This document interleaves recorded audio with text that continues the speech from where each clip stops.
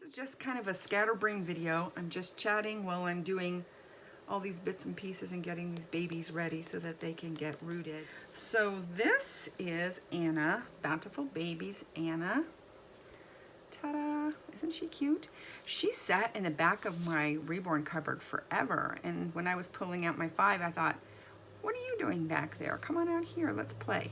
So we got her done, and she's ready for varnishing.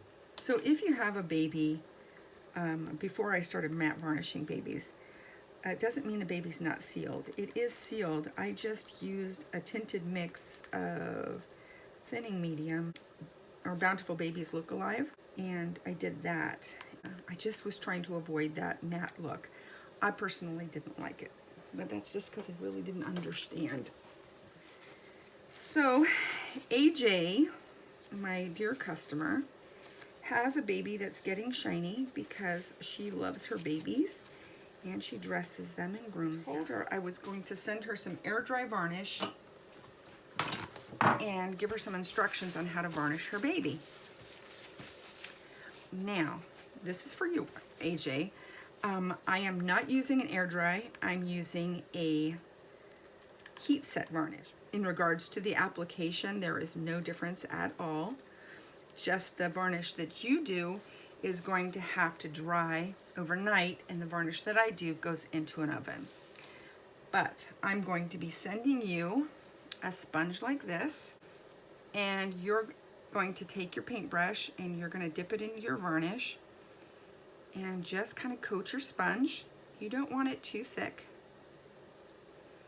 And I'm going to be telling AJ that she's going to be doing her baby assembled. I'm sending her zip ties so she can take the baby apart if she wants to, but if she doesn't feel comfortable, she can do it assembled. And when you're going to do the air dry varnish, you're going to want to do one side of the baby, let it dry overnight, then turn the baby over and do the other side, because you don't want to put wet or curing varnish down on any surface because it's going to pick up lint, it's going to pick up dirt, it's going to pick up grime. That's the drag, unfortunately. But you know, it's going to be easy to do, and a little bit of varnish goes a long way. So I'm going to be sending you the varnish. You're going to take it, put it on your sponge, and you're going to gently pat the baby. You don't want to brush this on with a brush. You don't want to wipe it on. I'm going to give you a close-up here. You're just going to gently pat it on the baby, and you're going to want to make sure you get it everywhere. So for you, your baby's going to be assembled.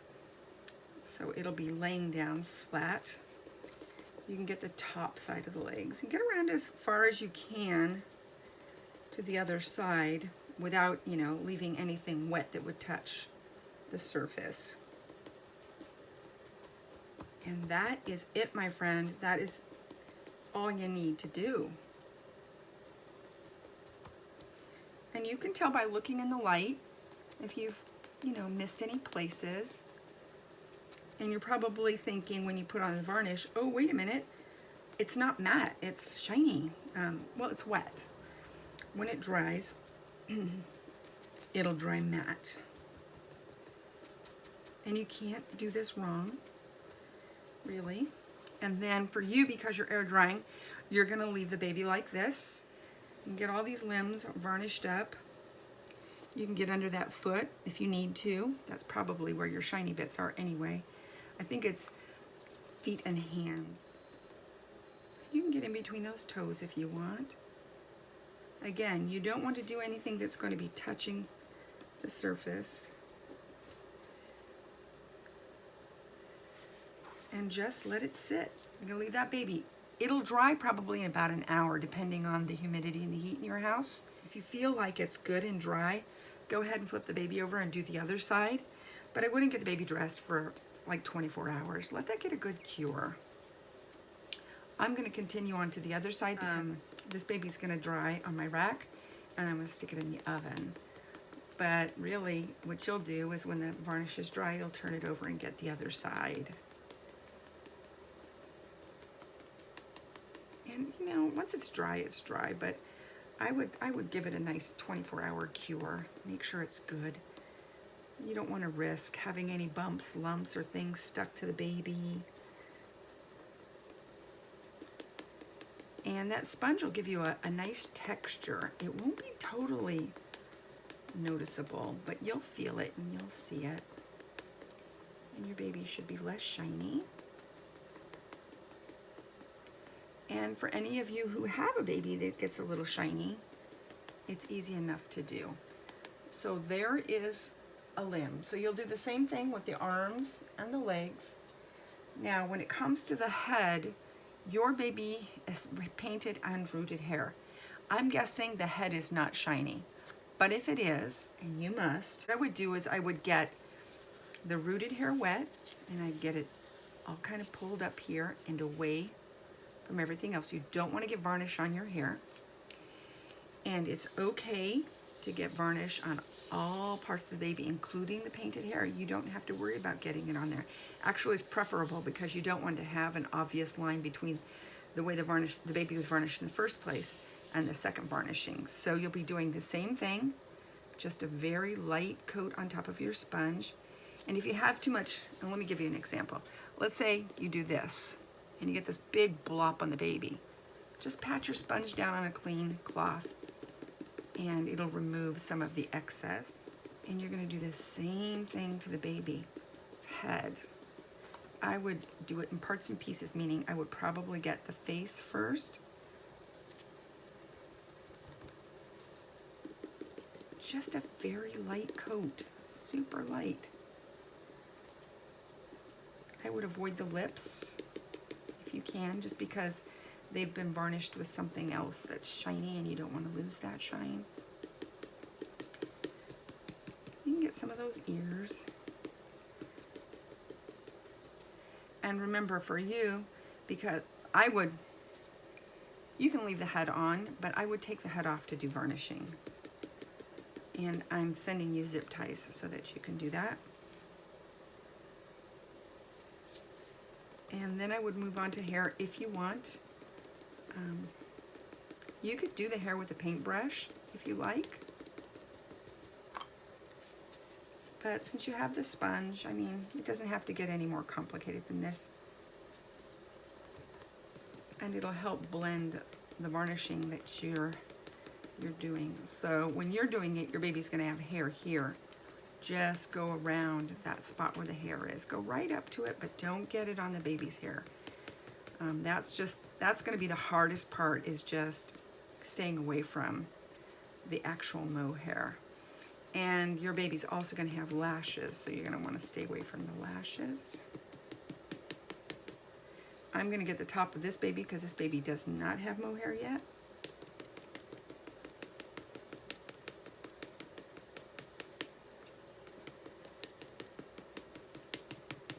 And just pouncing. It's just gentle pushing, not too hard. You don't want any buildup of that varnish in any creases. If you get it, use the pointy part of your sponge and go in those creases and clean them out. It's that easy. You'll have this exact sponge. So you can just go inside the creases with the pointy part of the sponge and get that out. And that is it, AJ. That's all you have to do. And with air dry, it just dries in the air. And if you have a baby that you need to give a little bit of spa treatment to, you can do that. A lot of people use Liquitex mat. A lot of people use folk art mat. It just depends what kind of mat you like. And another spa treatment thing that you can try. So we paint, a lot of us paint nail tips on our babies. Over them with paper glaze, or we go over them with a lacquer or varnish, so that the nail tips are nice and sealed up. It's not to make them shiny, it's just because this part gets touched a lot and those nail tips can chip and come off. If that happens with you and you're thinking, oh, my baby's nails are looking a little bit tacky, what can I do? This is just acrylic paint that you can get at the craft store. And I made this color. You're just gonna wanna make a fleshy color. And I'm just letting you see this for reference. Just make a nice fleshy color. Acrylic. This means it'll air dry. You don't have to bake it, you don't have to do anything. And this is nail polish. It's clear. You can get it at a drugstore or beauty supply store. This is if baby's nail tips are chipped. You can tidy them up. A lot of times they don't chip off. Sometimes it's just you want to protect them so that they don't chip off. And basically you just paint the baby's nails like you would paint your fingernails with this clear, and it'll give them an extra layer of protection if you've had that baby for a while. If nails have chipped off, get yourself a very fine brush. You can buy them very inexpensively at a craft store or a beauty supply place, a nice fine brush. Here, I'll put it up against here so you can see. And you're gonna dip it in here and just do a little nail repair where maybe some chips have happened. Give that about an hour to dry, and then give it a coat of nail polish. This is just for baby spa. Lots of people have babies for a while, and they wear and tear. That's just the nature of them. And so that's just a little tip for caring for your baby. I'm about to get all preachy and weird right now, so you can fast forward over this. But all of us are in different stages of happiness in our life. I know a couple of people who are struggling right now because they've got a sick kid, or their aging relatives are having a hard time figuring out what to do, how to best take care of them, or they're struggling with, finding a new job, or ending a marriage, or a crappy neighbor who's driving them crazy, or a roof that needs to be replaced and there just isn't enough money in the bank to make that happen at the time. I mean, all different kinds of struggles. Everybody has a story. And I know that every time I've been in that kind of place where I think, how am I gonna fix this? How am I gonna work this out? How am I gonna make things better? Really, I just needed somebody to remind me that, and I hate to sound like my grandmother, but this will pass. This is just a blip. This is just a speed bump. It's gonna work out. You're gonna be okay. There's still things to be happy about. You know what I mean? A lot of people know this intuitively, and I love people who do. I admire them. I wish I was more like them. They're very Hakuna Matata. Okay, that happened. Next, let's move on. Or, okay, well, that's just a tough time and we're just gonna have to pull ourselves together and work through that, and things are gonna be okay. I love people who can do that. It's just their default. I wish it was mine. It is not. I stress out. I'm up late at night. I'm wound a little tight in some places. I have friends who will tell me it's gonna be okay. And you wanna yell at them, no, it's not, you don't understand. You're just in a dark, scary place, and it doesn't feel like there's light at the end of the tunnel right now because you're focusing on the dark place. What you need to do is close your eyes, take a deep breath, and say to yourself, this is not where I'm staying. This is not where I'm choosing to dwell. This is not where I'm going to put my energy. There's a way to fix this. The universe is going to help me out with that. I just have to be open to it. And I can't let this define how I'm going to live my life and how I'm going to choose to be happy and the things that I'm going to let in, If you open yourself up and say,